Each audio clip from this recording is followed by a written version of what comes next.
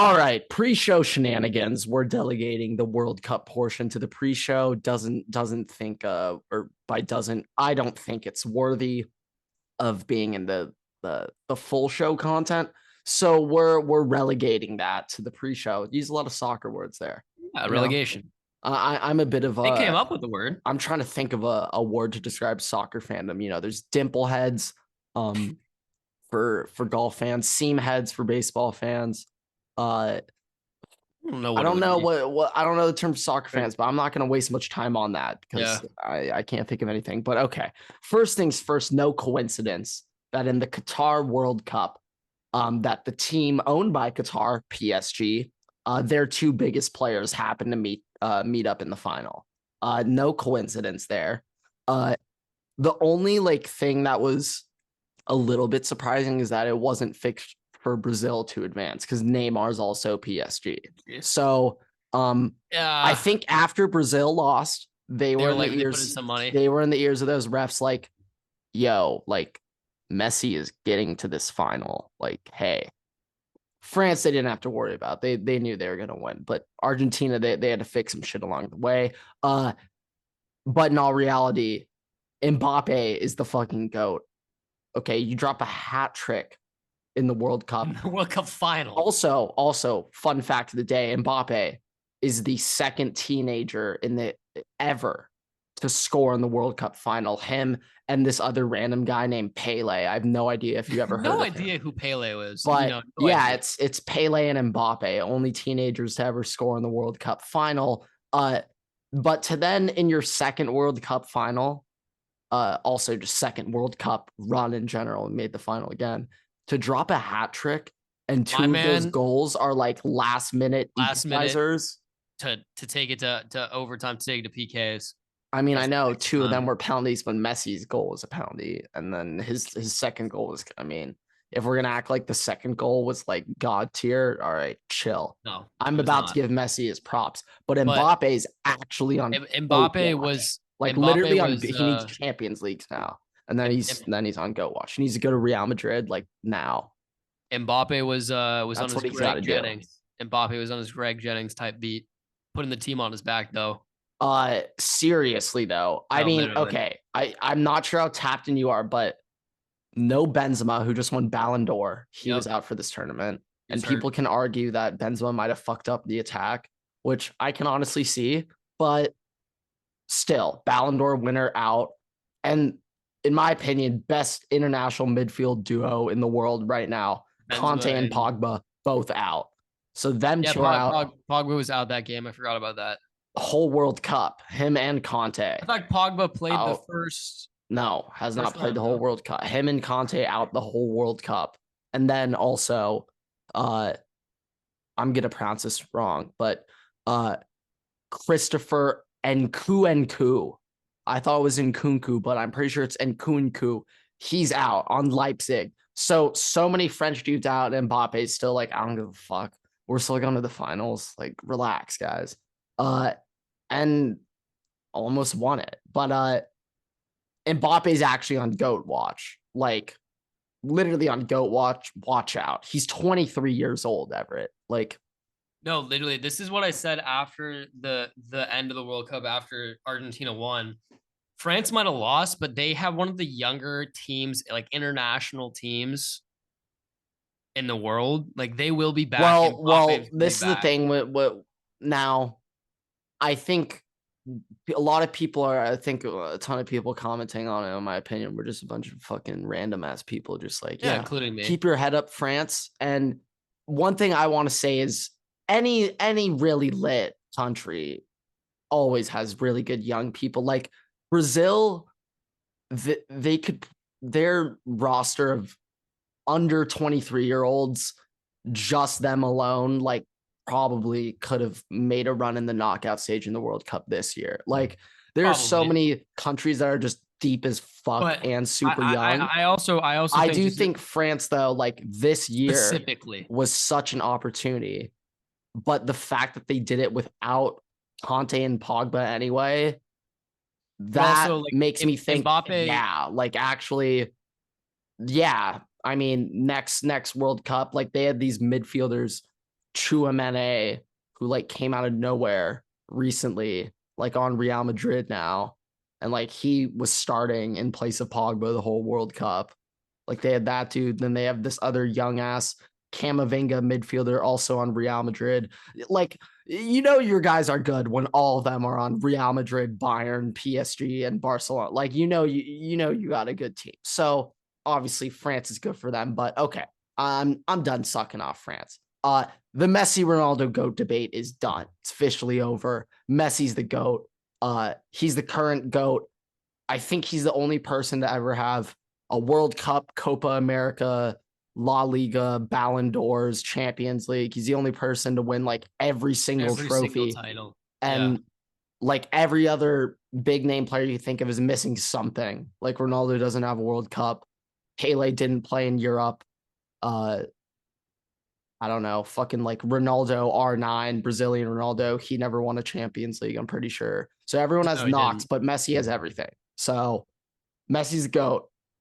Messi's the GOAT. But I think long-term Mbappe has the potential to overtake him. Like just because of his international career already. Well, also his international career and the fact that he's 23, 24. Yeah, 23. Like he has time to win his Champions Leagues. Not to mention he already is on a team. But he does need to win like 4. But he's already on a team that might win the Champions League. Well, PSG will never win the Champions League. So PSG. He's got to leave. But I mean, unfortunately, this is the water boy knowledge I'm about to drop. If you play for PSG or Man City, you'll never win the Champions League. Didn't he just sign like a 5-year extension though? Of course, the Qatari, Saudi Arabian owned clubs. Yeah, they never win the Champions League because they have a hex placed on them for their cheating and evil doing, for just destroying soccer and buying every single fucking player. But hey, we're not here to debate that. Actually, I mean, you guys just heard my opinions on it. But the debate for GOAT is done. But Mbappe's actually has the potential to overtake Messi because of what he's done. But last thing I want to say, this wasn't only the greatest sporting event of all time. This was the greatest live event ever. Okay. There was literally no greater storyline and excitement build up for just any live event ever. I don't care what this could possibly match up with a hyped up, anticipated live, just global event. Like, you cannot write a better storyline. Messi going in his last World Cup, chasing his first World Cup that he hasn't gotten. He came so 17 close. Years. Lost in the 2014 finals. Last World Cup, they got bounced by France. Like, all these storylines going up against Mbappe, his teammate on PSG. France just won the World Cup. Mbappe and Messi were also both like tied for Golden Boot. Winner of that game is going to win Golden Boot, which ended up happening and shit. There's so much on the line. I thought Mbappe won Golden Boot. But fucking Messi won like the golden player, whatever the fuck. The golden player award. Oh, actually, no, Mbappe didn't win Golden Boot because he scored a hat trick. So, okay, once again, going back to the GOAT debate, Mbappe, even better. Looking even better for him now. Holy shit. But yeah, greatest live event ever. Fuck sporting event. Greatest live event. But that's all I got on World Cup. What is going on, everybody? Welcome back to another episode of the Waterboy Podcast. Today it is episode number 75. Holy shit, we finally hit the number I've been hyping up for the quarter century mark. Maybe 3 weeks now? 2 weeks now? It was since episode 69. Since episode 69. Yeah, we're finally here. Episode 75. I mean, we deserve a round of applause. I'm not going to give it to myself. Everett might clap for us, but you guys should be clapping for us right now. I want to hear some. I want some claps from the audience. So pretty much recently, the MLB free agency has like essentially wrapped up all the big name guys. It's done. I just want to go over just the quick recent signings. JD Martinez, Dodgers, 1 year, 10 million. I don't really care about the 10 million, but it's the 1 year that I love. It's also the same same amount of money that Justin Turner got. Justin Turner though was on a 2 year, and the Dodgers were not going to give him a 2 year. JD though, He's going to be DHing for us. I'm a fan. At this point, the big name guys, I don't really care anymore. Like, I kind of don't like the idea of like a revolving door every season, new players having to gel together, but screw it. Fuck it. Maybe we can get some Red Sox magic. Also, a little birdie. I was on a 15-hour phone call this morning with my number one Dodger insider source, and he informed me that the Dodgers are planning a midseason acquisition for Rafael Devers from the Boston Red Sox.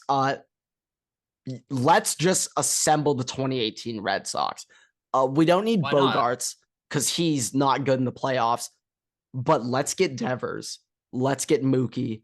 We got fucking. Well, we have Mookie. No. I know. Devers, Mookie, JD Martinez. Let's assemble the trio of death. Let's get it going, guys. All we need is Steven Pierce. And we could just put him on steroids real quick. Don't test him for the playoffs, and we could just have him hit bombs. Let's just assemble the 2018 Red Sox, guys. But in all honesty, Rafael Devers, please. Oh my God. Please. And maybe Justin Turner to the Red Sox. Now I'm hearing they want to play. They want to play him at first base /DH. Now, but here's in my opinion, he's playing third base for them, and Devers is a Dodger. Here's my real question: Did Andrew Friedman send Justin Turner to the Red Sox to be a double agent just to get the Red Sox to trade Devers to the Dodgers? I'd love to think that, Everett. He sent them on a mission. I'd love to believe that. Highly doubt it though, but I'd love to believe it. Never know. But one can always hope. Always dream. You can always dream. Some other news around the league though. Not sure if we went over Rodon to the Yankees. Did we bring that up? No, that was a devastating loss for the Dodgers. But it's okay for the Dodgers. But Rodon to the Yankees. Yankees got a serious 1-2 punch. Now. They've got the best bullpen in MLB. Well, I think I'm not sure about bullpen, but maybe the best 1-2 punch, starter wise. It's going to be a bit scary. It's better than fucking Verlander, Scherzer, Mets. What is this? 2012 Tigers? No. Yeah, we'll see what the Yankees can actually do with it, though. I mean, odds are they probably choke again, and Aaron Judge goes like 0 for 5 in game 1, and the fans start booing him again out of the stands, and then Judge is like, "Fuck this city. Why the fuck should I re-sign here?" Yeah. Then also Dansby Swanson 7 years, like 180 million to the Cubs. Go to the Cubs, Dansby. Enjoy your life. I really did not want enjoy Dansby mediocrity. Swanson. For $180 million. That's all I got on the MLB, though. I mean, I don't give a shit about like Andrew Benintendi to the White Sox. Don't really think we need to talk about that. I think half of the listeners or watchers right now are probably asleep. So I would say let's move on to the next category. I got a little something for you for college football if you're prepared. I only have one thing on college football, so I'm gonna guess that this is it because I don't think anything else happened. So, Ohio State had a commitment from the number 1 quarterback in the class of 2024. Tell me all the facts about him because I know you know all of them. Oh, I know absolutely nothing besides this fact. So I'll say it then. Okay. Number 1 overall player in the class of 2024, quarterback Dylan Raiola. His father, like Donovan Raiola, or his uncle or some shit. I don't fucking care anymore. I don't really know. Played in the NFL, lineman for the Lions, played at Nebraska. He just decommitted. And then, of course, Matt Ruley immediately put up the eyes like emoji, new head coach at Nebraska. But I'll touch up on Dylan Raiola in a second. But like 2 days before, the number 2 player, class of 2024, 5-star wide receiver Jeremiah Smith commits to Ohio State. And Dylan Raiola was recruiting him the hardest to come to Ohio State. Then 2 days later, Raiola decommits. Jeremiah Smith replies to the decommitment just like, like ... or some shit. So Jeremiah Smith is not committed to Ohio State anymore. So them two are out. I know this wasn't well, fuck it. We're just gonna say it is. Fuck you, Cardale Jones. Fuck the Ohio State NIL Foundation, even though I know Dylan Raiola was not really like inked in on the NIL because I mean his dad's in the NFL and shit, and obviously he's going to Nebraska and no, he's probably getting a fucking fat ass bag from Matt Ruley. Let's be real. Anyway, Jeremiah Smith is not a Buckeye. Hell no. Ohio State NIL, Cardale Jones. I'm gonna put your ass in fucking prison now. You suck balls at your job. I mean, are we surprised? Are we You're surprised? really bad at it, dude. You're the one who said we ain't coming here to play school. We came here to play football. The kids, they don't come here to play football anymore. They just want money. So fucking pay them or else we're not getting anybody anymore. And like, I mean, shit, I don't blame them. On the field, on performance, why come to Ohio State right now? And then when you look at NIL, fuck no, you're not coming. So yeah, we need to fix this shit. We need to turn the ship around. Or else we're about to crash into the fucking bottom of the ocean. So yeah, let's turn this There's around. blood in the water. Hashtag fix Ohio State NIL 2023. Pretty fair. It's not looking great. Cardale needs to get his fucking shit in line. I honestly think Cardale Jones, it's just like, dude, there was at one point where the world was against you, calling you stupid. Now you're the world calling these kids stupid. Now it's flipped. You're now the world. Cardale doesn't get it though. That's all right though. He won a national championship in 2014. That's all that matters. Yeah, he's a really good quarterback. That's all that matters. Okay, that's all I had in college football though. Unless you got some bowl games you want to talk about. Probably not. Well, Cincinnati got. I mean, next week we're gonna like actually talk about the bowl games and shit. Yeah, but next week's wouldn't matter. The games actually matter. But Cincinnati got nuked by Louisville in an interesting turn of events. I don't know how interesting it is, but just a note considering Cincy poached Louisville's head coach. I don't know if Luke Fickell was coaching that game or not, but you have to assume either way, like whoever was coaching the game really didn't care about being there. So just an interesting note there. See you later. Last thing on MLB I did not bring up. Noah Syndergaard to the Los Angeles Dodgers. This is my opinion on Noah Syndergaard. If the Dodgers can turn Andrew Heaney and Tyler Anderson just overnight into just gods, Thor might actually be disgusting next year. All I'm saying, like, if we could turn Heaney and fucking Tyler Anderson into animals, watch out. Because, I mean, Noah Syndergaard might be throwing flames, might be a flamethrower next year. All right. Although Craig that up. Craig Kimbrell was the one hill that we were not able to conquer. I mean, no one can, though. I mean, you can't blame us. No one can fix that bum. Yeah, though. Okay. All right. That's all I had for college football. NFL time. Now we both had some pretty great wins over the weekend. Do we want to start? One of them was a record-setting win. The other yes, and the other one was my first in-person game as a Bull, and I watched the greatest quarterback in the NFL drive down the field 50 seconds, no timeouts. Yeah, he does. You heard me. Greatest quarterback ever in the history of the NFL. First quarterback to ever have 4,000 passing yards in each of his first 3 seasons in the NFL. First quarterback that Grant went and saw live in person in the NFL. Not true. The first,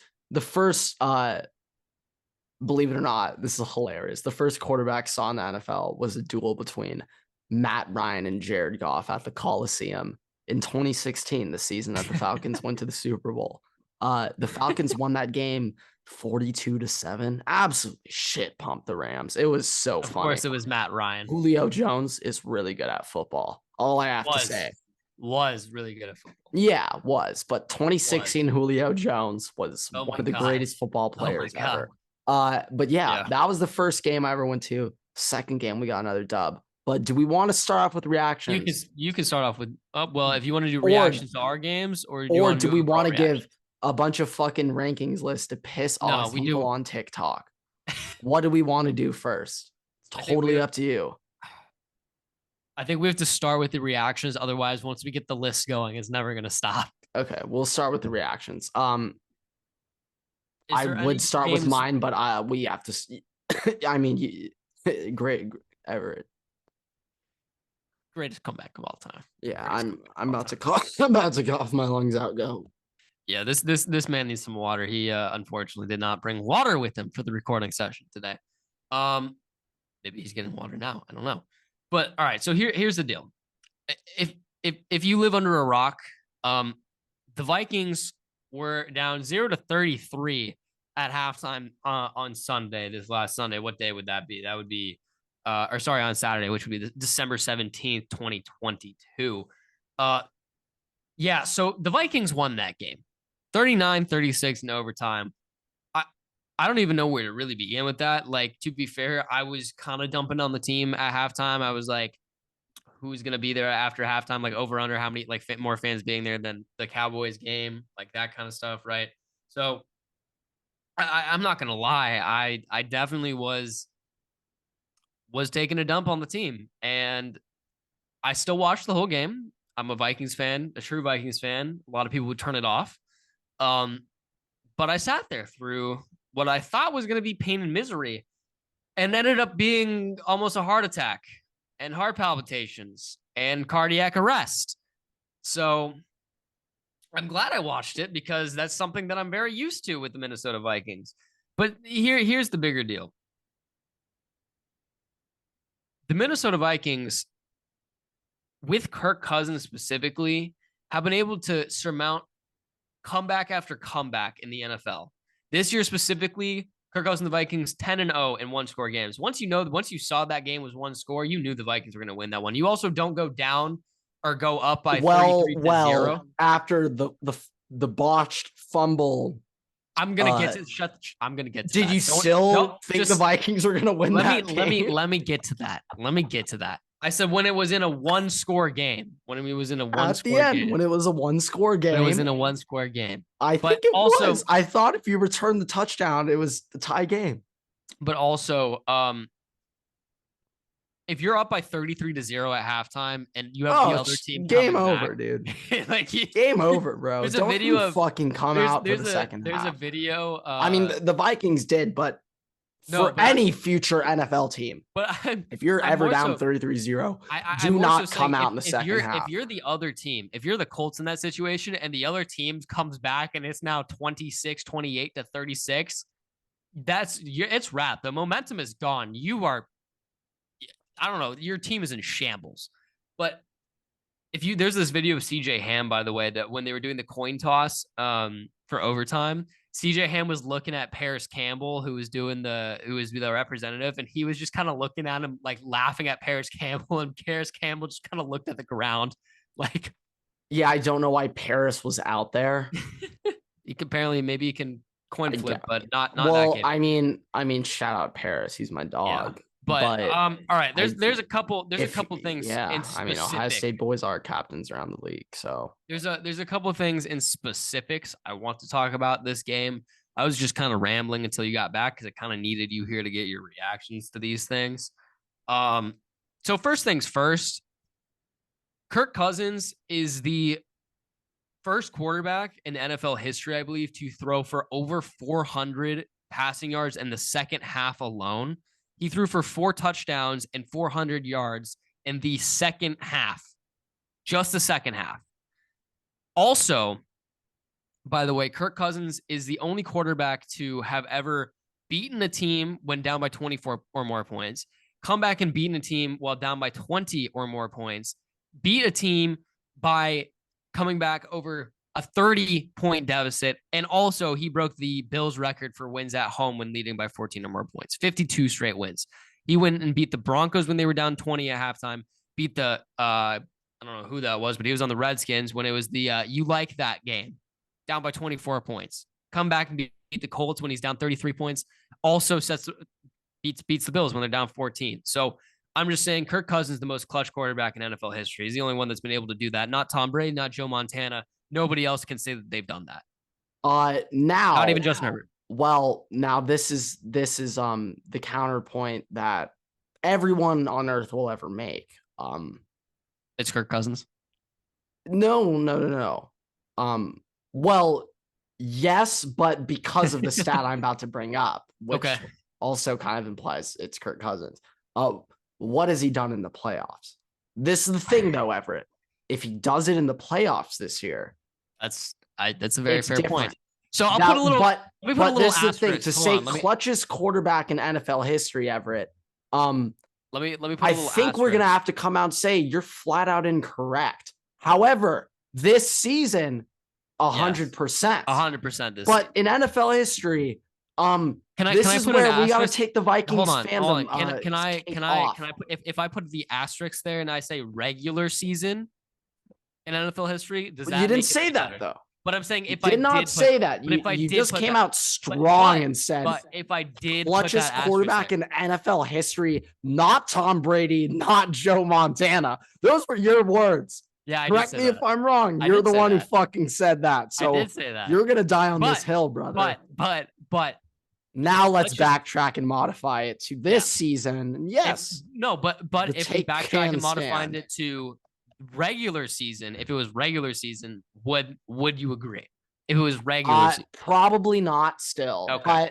But worth a shot. Season, we could definitely say that. But also, you know how Tom Brady always has like the picture of him before he comes back and wins. It's him just head in between his legs. I mean, Tom Brady gets superpowers in the fourth. But I'm saying you know how the pictures are always Tom Brady like looking at the ground, like head in between his legs, like hands on his knees, kind of thing, right? You know those pictures. Sure.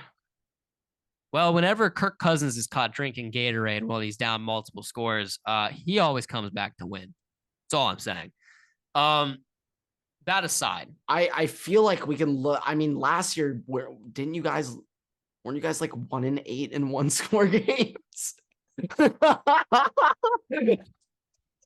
We don't talk about that. we don't talk about that bit. We don't talk about that bit. But hey. This fucking season. This season. Everett, this is my question though. Is it going to be last game or the Bills game? That will be the opening clip on the Vikings 2023 Super Bowl championship DVD. Will it be the last game or the Bills game? Because from what you're telling me, the Vikings are winning the Super Bowl this year. This is your greatest chance that you've ever had. Okay. Now I know you think 2017 is the greatest team you ever had, but you weren't beating the Eagles. No, the greatest year. Team. You can beat them Eagles. You can beat them Eagles this year. You're not right about that. The best team we ever had was 1998. Well, I'm talking about last 4 years, recent memory. It was 2017. I'm comparing it to 2017. Yes, I'm saying it was 2017. This team, I actually think you could beat you could beat them Eagles. Yeah, that's what I'm saying. I'm not talking about 1998 ever. We weren't alive. We don't fucking care. I'm gonna get to the refs here in a minute too. That's like me claiming the Ohio State fucking 2001 national championship team. I don't fucking care. Like I was alive for that though. No, you weren't, because it was the 2000-2001 season. So it was like January 1st, 2001 is when it happened. Right. So no, you weren't. Right. No, I wasn't. Damn. All right, but I'm gonna get to the refs in a second, but Ed Donatel, I want to give him a little round of applause for actually making halftime adjustments. I couldn't believe it. It'd benefit it is literally a Christmas miracle. My man is Ebenezer Scrooge, and he had an epiphany at halftime. I swear to God. I don't know. Everett, I don't know what. I have a follow up. Are you sure it was halftime adjustments, or are we not sure it was Jeff Saturday crapping down his leg on a Saturday? No, it was halftime adjustments. Maybe Jeff Saturday thought it was Sunday in the second half and lost all his superpowers. Did you ever consider that? Possibly. Maybe he said his clock wrong. But no, I mean, hey, you had a built-in excuse to go wrong. It was Saturday. I mean, yeah. But I will say, like, if you look at the blitz rate and just everything, like look at the blitz rate, look at the play calling that they had in the second half, like they did actually make a decent amount of adjustments, especially including personnel. The Vikings blitzed on 40 special. The Vikings blitzed on 47.5% of downs this past game. It also definitely helped having Jonathan Taylor go out. Yeah. Actually, we could argue they still put up like what? 3 points. It was 3 points without Jonathan Taylor or with Jonathan Taylor. No, that's what I'm saying. So they put Yeah. up So a lot I mean, without him. I think that if these adjustments can be made and if they can be continued, like look at what happened when they actually blitzed, when they actually played man, right? Look at what happened when we had Brian Asamoah getting more reps. He had 8 tackles with on not even playing the full game. He had 8 tackles playing a quarter, like a third of the game, which I'd say is pretty damn impressive. For also should have had a forced fumble, but we'll get to that.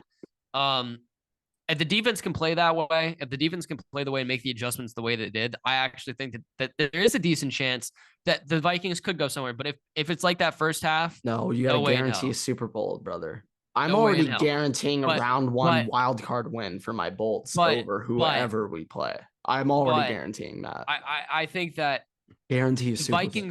The Vikings need to play the way that they played that second half the rest of the year. Every half is the second half. That's the first time this entire season that we've had a very good third quarter that we've not allowed a team to score. Normally we shit the bed the second and third quarter, come back in the fourth quarter. We have a plus 66 point differential in the fourth quarter. That goes to show you how ass we've been in every other quarter. So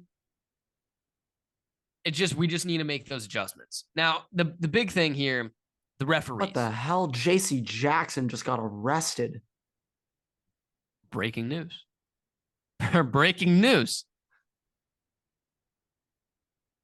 Los Angeles Chargers cornerback JC Jackson was booked Monday after. That's a funny verb. Booked Monday afternoon at the Bristol County Jail and House of Correction in North Dartmouth, Massachusetts.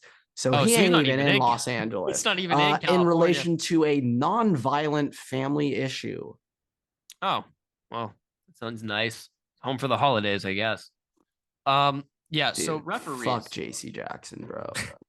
If this can get us out of the contract, please. The referees. I need to fuck up. I don't know if that works. He's not good. Well, I know in certain cases you can use it to get out of contracts. Well, hopefully that works for us. Yeah. But here's the deal. The referees need to be indicted. They need to be investigated. I have never in my life, and I say this full like seriousness, I have never in my life seen a game refereed the way that game was in favor. It was pretty funny. So badly for the Colts. Like it was honestly hilarious that at the end of the game, there was a moment where the refs had to call a false start on the Colts, and they sounded so sad. They literally sounded upset that they had to call the false start penalty on the Colts. Also, they were reviewing another call. They had to review the fourth down marker for the Colts. When, by the way, they had been blowing plays dead the entire game and let that one play run on for an extra 15 fucking seconds. Yeah, interesting decision on them for that. Even after that, they had to review it because Jeff Saturday challenged it. And after that, they reviewed it and had to mark it short. They also seemed sad that they had to mark it short. So there is no possible world in which it should be fair and not be investigated and not be looked into for the fact that the Vikings not only had 1, but 2 fumble recoveries, returned for touchdowns called back and marked down. They originally wanted to mark down the second one, but then had to review it and review that he was actually had the ball loose. Both times the ball came out and they blew the play dead as the ball was coming out and he was still moving on both plays. You don't call the play dead. You let it play, especially if you're going to do that in the fourth quarter for the Colts and positivity for the Colts. When it's the Colts, apparently you can play or not call it dead whenever the fuck you want to. That should not be the way that anything's refereed. Integrity of the game, my fucking asshole. Oh, your asshole. Stinky. I would say my ass, but it is my asshole. That's how bad it is. It's my asshole. Oh, that's stinky, Everett. Fuck. Amount of that's unsanitary, Everett. Go on. Same fucking way that the refereeing was. Go on. Go on, King. Speak your truth, King Joffrey. Go on. There's just no situation in my head where I got the names of the referees right here. You want them? Yeah, I want them. Let's Tony Michalak, Tom Hill, Todd Prukop, Pat Turner, that fuckbag, Mark Stewart, Don Willard, and Traw Blake or Trey Blake. Trey Blake. TRA. NFL, right? All of them fucking down and investigate their fucking asses. I like seriously. This season alone. Okay. Actually, and to do that in Minnesota too is heinous. Let's look at this game. By the way, honestly, the balls of them to do that in Minnesota. By the end of the game, when the Vikings were coming back, and it was a tie game, the fans were this fucking close. I swear to God, to losing. They actually should have had a security escort out of the arena. No, I honestly think that I just think referees have that. Just in general, probably but they should have double. But look, double in security. that game alone, they Armor had trucks leaving the arena. They had a delayed whistle in favor of the Colts for the first down that could have ended the game. They had a phantom face mask call on Jalen Reagor's punt return for 45 yards that they then flipped back 45 yards, put us back at the 10 instead of their 10. The fumble recovery touchdown was the worst thing I've ever seen in my life. 2 fumble recovery touchdowns called back. 2. Oh, I did not know there were 2. I don't think I saw the first one then. It happened twice. And by the way, on the first one, when they called it back and they downed him, the Vikings got the ball back anyways, but Kirk threw a pick fucking 6. So that's a 14-point differential. Oh, pick 6. Points. Pick 6. I didn't know that. Well, I mean, it's we sure Kirk's the GOAT here. He threw a pick. No, the pick 6 was on Jalen Reagor. Oh, my favorite though was the second fumble that you guys got. That wasn't a pick 6. Next play. Don't forget. Don't forget, by the way. Oh, that wasn't. Don't forget, by the way. But the second one was also to Jalen Reagor. Shannon Sullivan. When he thought he got the fumble recovery for a touchdown the second time, and they called it down, he lost his shit and spiked his helmet on the ground. Where we gave him for 15 yards. Like, I seriously think the refs have a fucking money pot when they're trying to see how badly they can fuck the Vikings every week before getting investigated. It was just so funny. I was like, oh, this is I have NFL. Never in my life, even when the fucking refs were cheating in the NBA Finals in the 2000s. This is worse than that. Oh my! All right. We gotta slow it. We gotta slow it down, Everett. You guys won the game. Let's talk about some positives. Sorry, I had a minor aneurysm. Was this KJ Osborne's greatest NFL performance? Yes, 100. So Osborne putting up $160. Also fighting for extra yards the whole game. That made dividends. And also, I just want to say in the second half, Justin Jefferson came back alive. Stephon Gilmore for fucking prison though. Fuck him. Fuck him. But trying to take our best player out for an illegal hit just so that you can try and win the game, like, fuck you. All right. But Justin Jefferson also came back. He's still, the biggest thing that people have not realized is he's still in contention to hit 2,000 yards. He needed 125 yards per game average. Over those 4 games. Technically on track. He got 123. He's only 2 yards off of it. 1,623 yards this season. I believe he's like 16 yards away from breaking Randy Moss's Vikings record. So easily could hit that in this next game. I believe he currently has the most receptions and receiving yards in the single season. By the way, speaking of the Giants, I got a little fun fact for you here. Comparison. 2022 Minnesota Vikings have had a negative point differential, have a overall average quarterback over the span of the season, multiple devastating regular season losses, considered underdogs in the playoffs. The 2011 Giants, negative point differential, average quarterback in Eli Manning that year, multiple devastating regular season losses, underdogs in the playoffs, Super Bowl champions. Your Minnesota Vikings are winning the Super Bowl this year. Wait, are you comparing them to the Giants teams that like the Eli Manning Giants Super Bowl teams? The first one, 2011. That wasn't that team like fucking 8-8? Yep.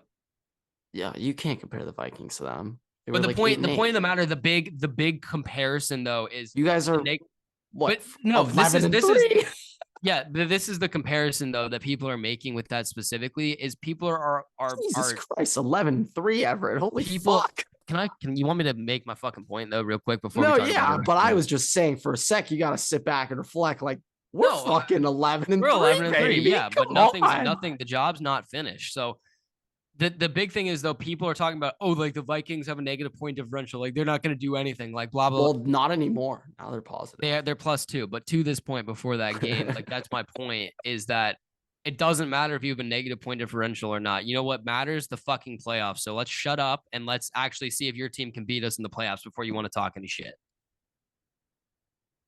Talk that talk. Hopefully the Vikings can walk that walk as well. Do you have any other closing comments on you guys? You think you're going 3-0 rest of the year? Who do we have? The Bears, Packers, and I don't know. Giants. We play the Giants next week. I think that if we get that, so we wrap up outdoors away, both games, Packers and Bears. I could see us losing that Bears game. I could see it being a trap game, but I think we sweep the Packers this year, and Well, it's we'll going to be also really see in that final week if you have something to play for or not. But also the deal is it's up to the 49ers, I believe, for that second seed, because we can't get any lower than the third seed now with that win. But I think that it all depends on this next week, because emotional wins lead to losses the next week, and this was definitely an emotional win. So the Vikings can coach around that, prepare themselves for that game, and not get caught up in this win this past week. I'd say we got a sizable shot to sweep, but it all starts this week. If we lose this game, could lose that Bears game, might have to finish it out on that Packers game. But it all starts next week, and we'll see from there. All right, Skull. Okay. Time to bolt the fuck up though. Titans 14, Chargers 17, Everett. This was my second regular season NFL game of all time. First regular season game at SoFi. First things first, quick stadium review. Part 2. Just like absurdly nice. What do they Glass even ceiling? call it? The not glass, like the jumbotron, like circular shit that goes around. That's inside and outside. That shit is so convenient. Like up there, it's like sectioned off. So like, let's say you're on one half of the stadium and you can see like half of the ring, right? Mm-hmm. It's sectioned off into like 4, 5, 6 different squares. One square will be like the stats of the game. Another square will be like a zoomed in player stat or a replay of like what's just happened. And then the other screen, some other shit. But it's just multiple shit going on there. And then also, I was sitting pretty far up, pretty far away. But in my opinion, I was just getting the all 22. And I don't know what it is, but for some reason, the LED lights like shining down on the turf and on the players in stadium itself are extremely, extremely bright. The SoFi Stadium turf might be the greenest turf ever. I don't know how to describe it, but there was, I remember this vividly. Or what were you saying? I was just gonna say, is the turf like neon, like green, like what, like is it just like very vibrant? It's just like a vivid, bright green, but it's still like, it just looks very grassy. I don't know. It was like almost glossy a little, but it just like stuck out. It looked like grass. It looked like grass is pretty much what I'm trying to say, but it was turf. But this is something I remember really well. It was a third down play. And they were shining a bunch of LEDs down at the players. And you can see like red, green, blue, red, like a bunch of like literal neon, like flashing lights reflecting off of the players' jerseys and shit. And I was like, all right, these lights are too fucking bright. All right. Like if these players looked up, they'd literally be blinded. Like they are so bright. Like on punt return, GG, bro. You're literally going blind. Rough. Literally going blind. Whoever the fuck the punt returners are. Like actually, I want to look into that. But yeah, that's my stadium field review. Uh, Nice field. Nice field. yeah, I mean, really bright lights and a really green turf. Game itself, though, one of the most fucking boring football games I was going to say. It was the first, I mean, second regular season NFL game, but just one of the most boring football games ever. However, I mean, the last fucking 2 minutes, 3 minutes were fucking exhilarating. That's all I really want to talk about right now. Last couple of minutes, okay? Also, I want to say, the Chargers secondary was like bagging the fucking Titans receivers the fuck up. So no Traylon Burks in this game. He's like been their best receiver when healthy this season. Robert Woods, 2 catches, 12 yards. Austin Hooper, 2 catches, 33 yards, and their best receiver on the day that wasn't Derrick Henry, 4 catches, 54 yards. So the secondary corners who have been ass the whole year have stepped it fuck up. They've been good the last couple of weeks. I will give them that. Against Tyreek and Waddle to this day, I don't know how they did that. And then now, I know the Titans aren't like a prolific passing offense, but we make the fucking Texans look like a dynamic passing offense earlier this year. Like the fact that we're actually shutting shit down, I will take that. They must have figured it out, or Brandon Staley must have figured out he was about to get fired and then needed to step some shit up. No, yeah. And also Herbert really did not play well. Had 2 picks that were very bad, like forced throws, really on this. Well, okay. The first pick was maybe the craziest live play I've ever seen. So I'm not sure if you saw. Oh, no, I did not. Oh, camera's out, Everett. I'm still here. I'm alive. Oh yeah, okay. I'm alive. That first interception, I forget who it might have been. Kevin Biard who did it, but or it was a corner. Jumps up, make sure he has his feet in down before he jumps out of bounds, because if he was out of bounds, it's legal touching. So first, gotta stay in bounds, jump out because the ball was going out of bounds, jump and fucking.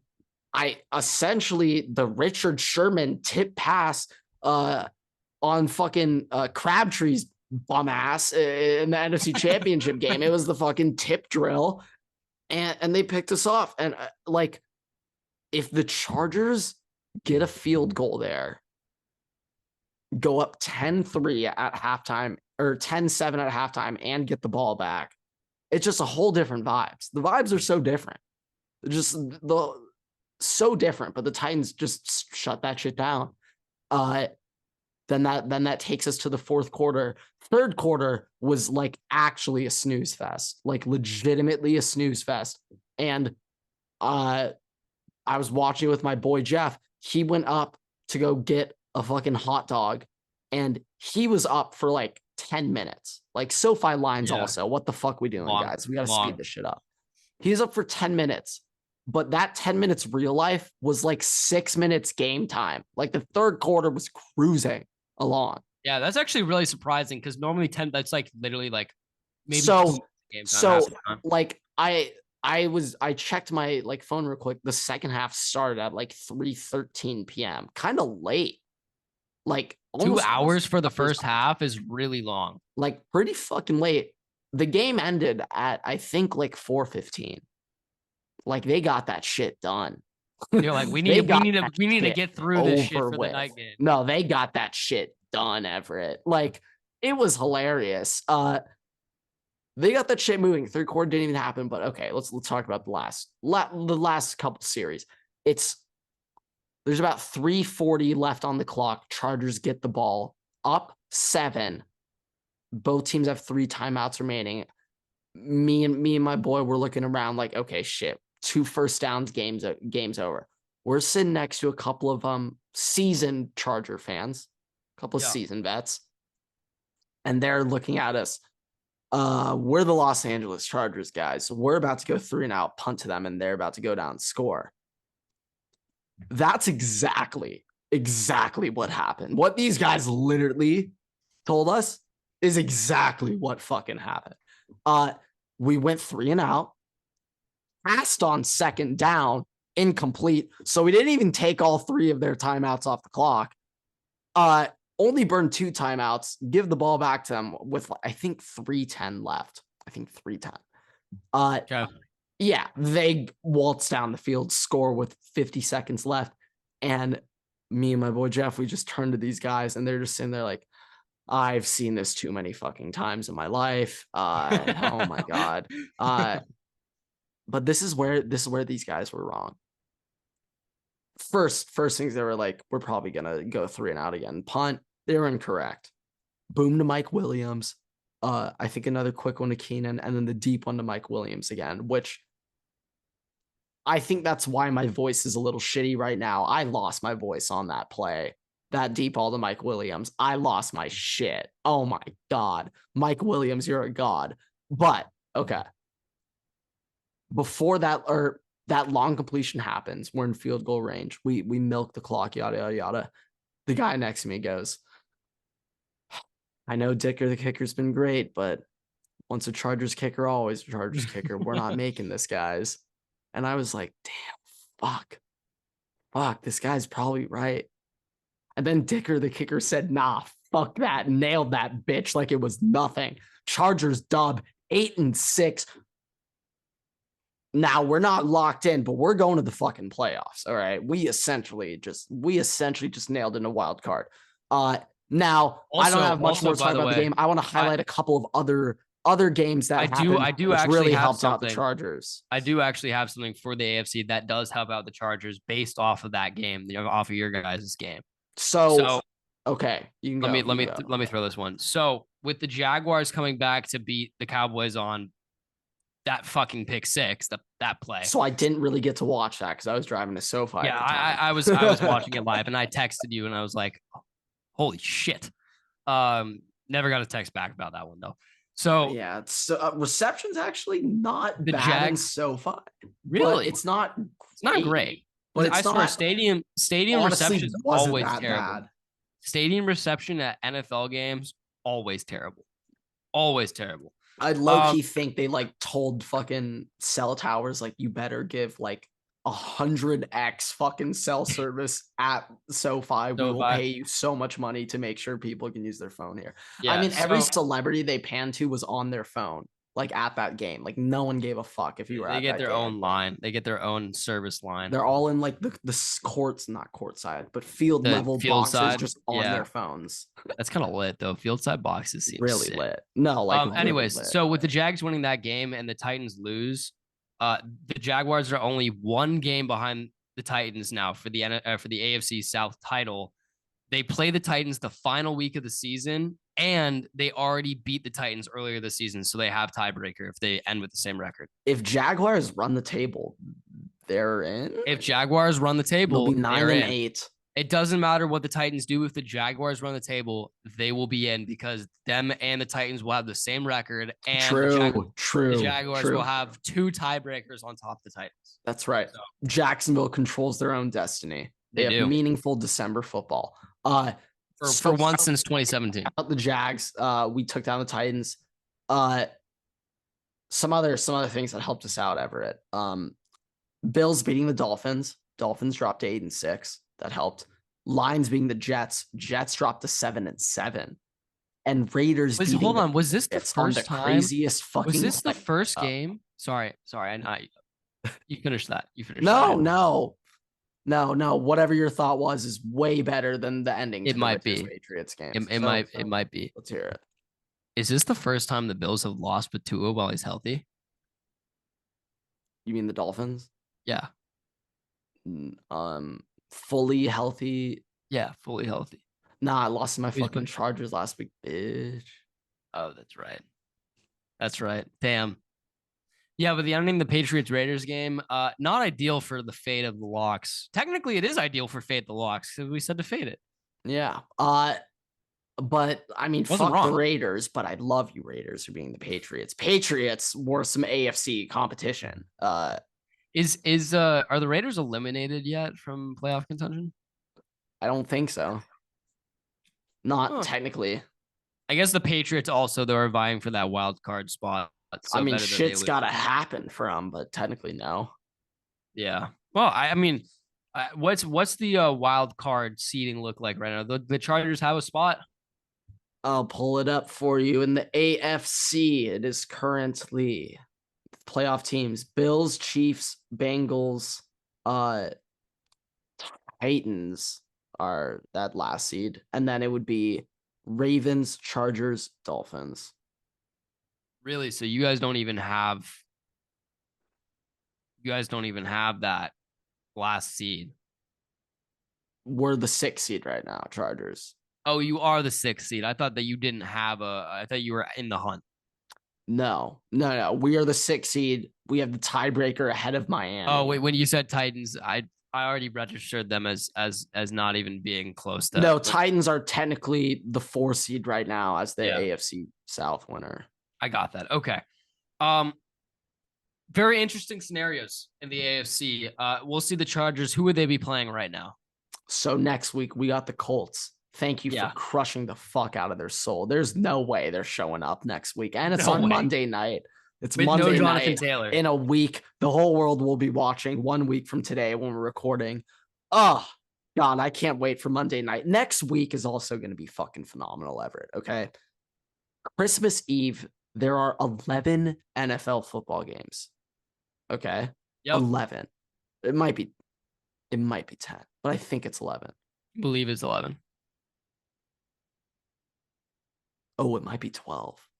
12. We get 12 on for Christmas for December. Oh, no, 12 it's on 12? 11. No, it's 11 because Thursday, Oh, 1 Thursday, 11 Saturday, 3 on Christmas Day, and then bolt up Monday night.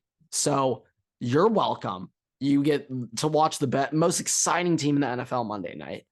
And then Christmas Eve, 11 fucking football games. Like, I'm sorry, but like, we might be skipping church this year. We might have to host church at home. it might be a Zoom session. It might be Yeah, a we Zoom might have session. to we might have Might to be a zoom Zoom in. session. Might It have to might be a zoom Zoom in. session. Zoom in for the Eucharist. Oh Yeah. boy. I mean no offense with those comments. Okay. All right. That's that little AFC wrap up though.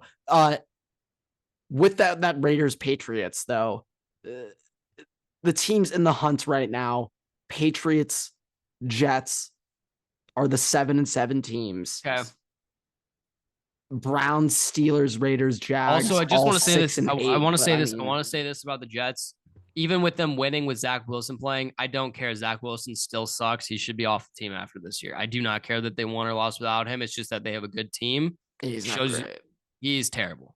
No, Mike yeah. White is a better quarterback. Brock Purdy is a better quarterback than Zach Wilson. 100%. Speaking of quarterbacks and young guys and rankings, I think this is a perfect transition. I agree. Into our top rankings. I got nothing else to really recap. I either. I definitely do not, to be fair. So yeah. Maybe.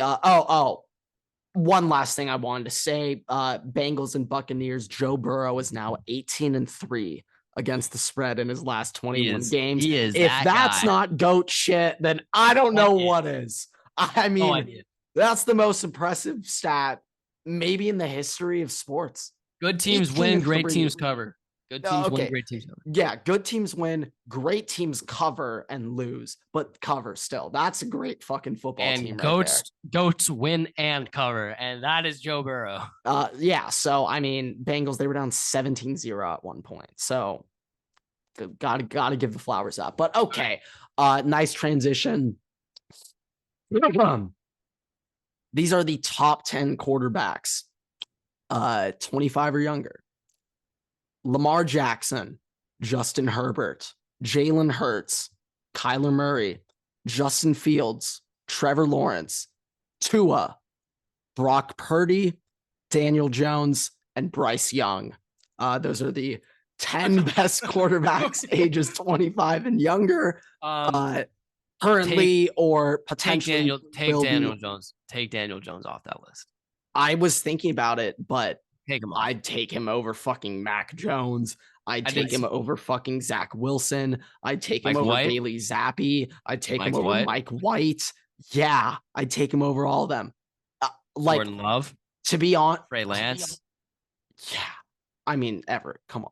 let's be real here. Trey We got the Lance. Malik Willis show. What did you think of Malik Willis? So in the few snaps he was on, he's actually making a couple of nice throws. I actually didn't hate it so much. I just saw Tannehill getting carted off the field and then he just came back on. I was like, what the fuck drugs did they just pump him up with? Like, holy shit, dude. Like, what is he on? No, yeah, but those are my top 25 quarterbacks. To be completely honest, after Tua or Brock Purdy can stick at 8, but after 8, I don't fucking know. None of the above. None of the above. None of the above. They're Literally. backups back I there. literally have no idea what to do after that, but it'll be good because no one in the fucking comments knows either. They'll just comment their They're all better than Zach Wilson, though, so that's all that matters. All of them. I mean, if anyone tries to say Zach Wilson, we're not going to block you, but we're going to report you for misinformation. Patrick Mahomes is older than 25, right? 27. Oh, he's 27. Josh Allen, 26. Joe Burrow, 26. A lot of people are like 26. 26. Stetson Bennett's 25. You know, like a lot of legends. A lot of legends are 20 or over. 20. Oh, also, this was an idea that Nick actually had. I'm gonna make this TikTok actually. Might do it today even.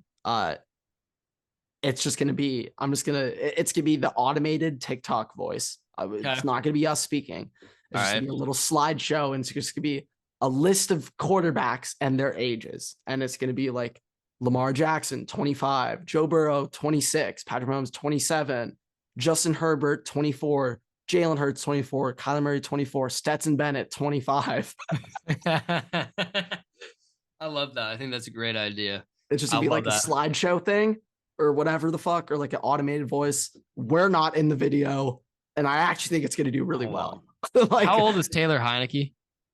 He's like 29. Fuck. All right, never he's mind. Like really old. He's like really old. I mean, I don't think it's that old, but it's like 27. Oh, you know what? You know who should be in there? He's 29. You know who should be there over Daniel Jones? You know who should be there? Gardner Minshew. Gardner Minshew should be there over Daniel Jones.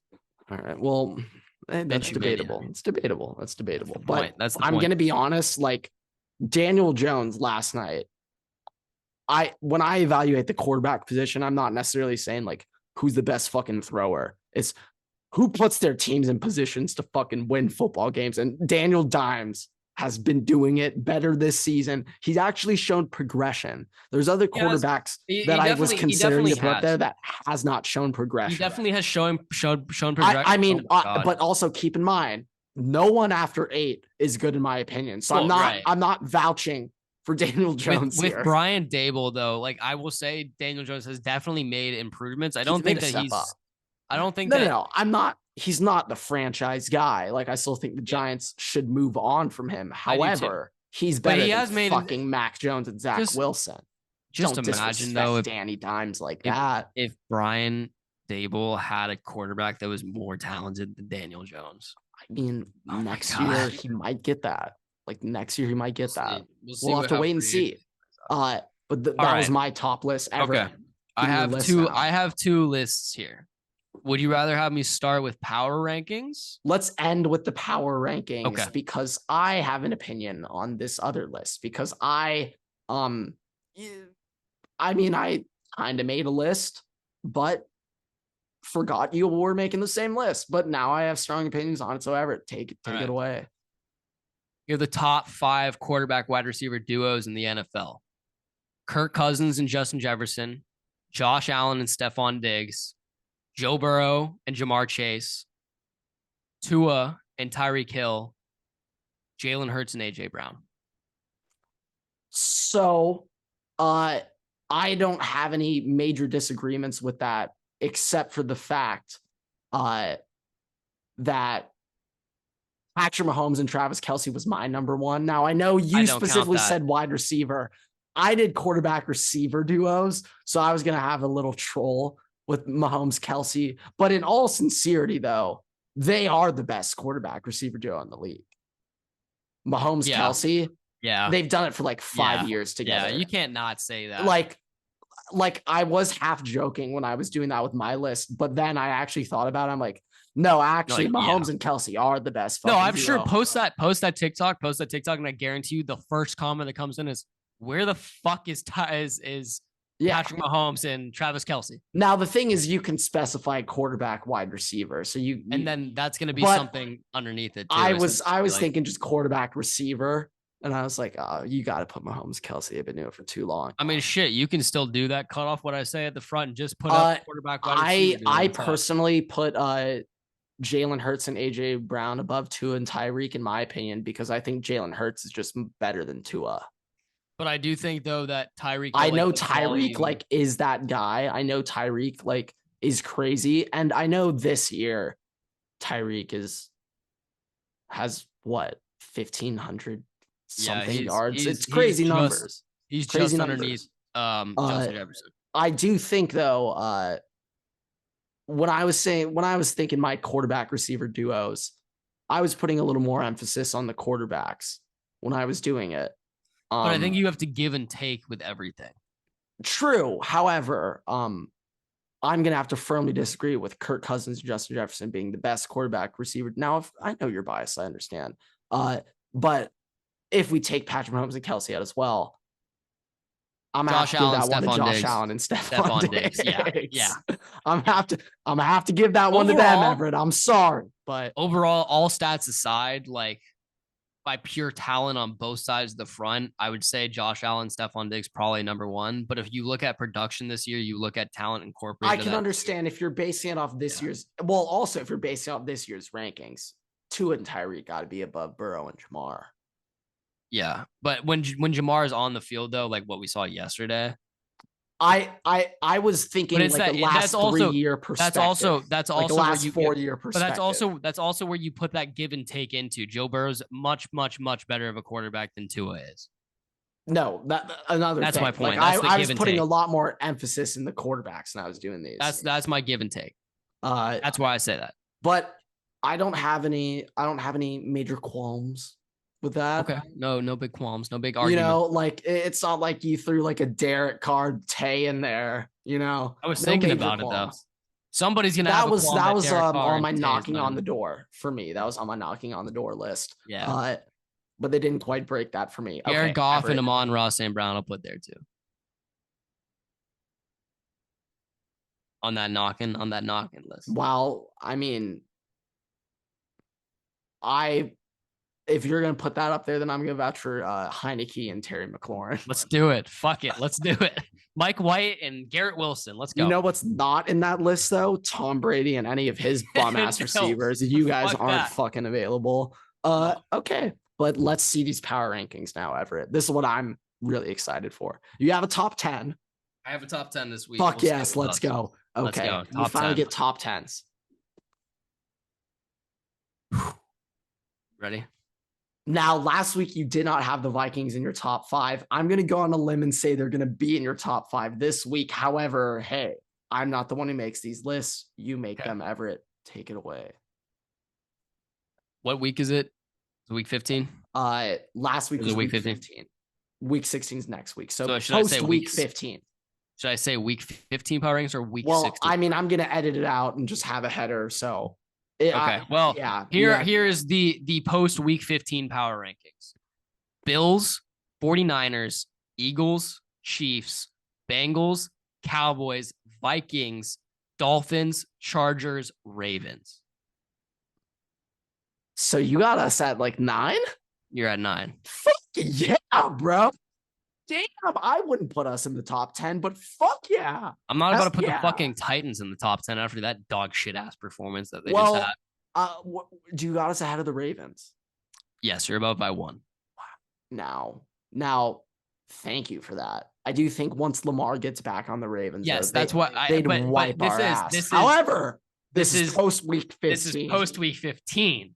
I am not going to lie, though. I don't think the Chargers could potentially match up with the Ravens in the playoffs this year. I don't think those upsets could occur for that to happen. But if that were to happen, we'd probably get our ass whacked. The key things to look here is one, Vikings at 7. Vikings are at 7. I personally think I need to see what happens next week to see if I can move them in the top 5. Now, this is the thing, Everett. I don't really think you have any major tests down the road. But the test is that's Can the you point, because when completely we sell haven't, yourself on this team over the yes, next 3 weeks? Or I need to see. do I you need need to to see see it in a how this. playoff game to really buy in? No, I need. Well, I mean, I'm gonna have to fucking see them in a playoff game to buy in, regardless. But I need to see them be able to put the emotional win behind them and win next week versus the Giants, who, by the way, are still actually a pretty good team. Kayvon Thibodeau has been doing really well over the last couple of weeks defensively.